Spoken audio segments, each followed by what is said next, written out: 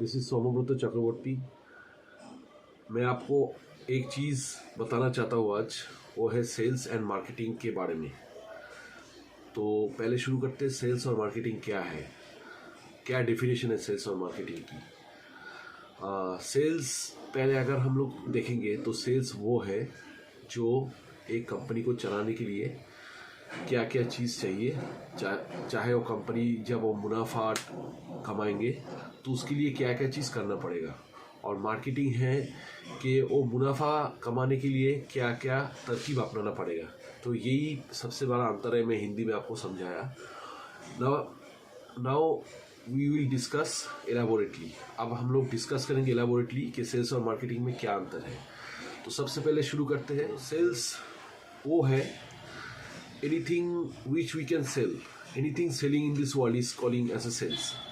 And to selling the item, the tools we are applying is called marketing. शुरू करते हैं sales और marketing के बारे में, जो क्या क्या समानांतर चीज़ है। तो सेल्स एक कंपनी चलाने के लिए जो 5 शब्दों का इस्तेमाल होता है वो है सेल्स, SALES।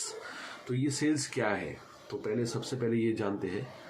तो डेफिनेशन बहुत ही सरल है कि anything that we are selling in terms of money, exchange of money and exchange of goods with any commodities or service is called selling.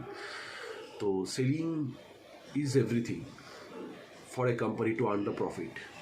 तो ऐसा है कि बहुत सारे कंपनी में लोग जाते हैं नौकरी करने के लिए, तो पहले सबसे पहले ये सवाल पूछते हैं उनको इंटरव्यूअर कि सेल्स और मार्केटिंग में क्या अंतर है और सेल्स और मार्केटिंग में क्या डिफरेंस है।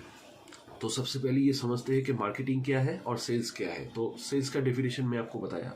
अब मार्केटिंग वो है कि कुछ कंपनी को चलाने के लिए, कुछ अपनी संस्था जो है चलाने के लिए जो टूल्स इस्तेमाल करते हैं, जिसके बाद कंपनी कोई चीज़ बेच पाए।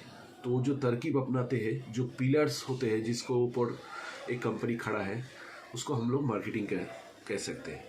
सरल भाषा में समझेंगे ये, the company which applying the tools or the pillars of any organization to stand the company's revenue with accordance to the selling of commodities with exchange of goods and commodities is called marketing.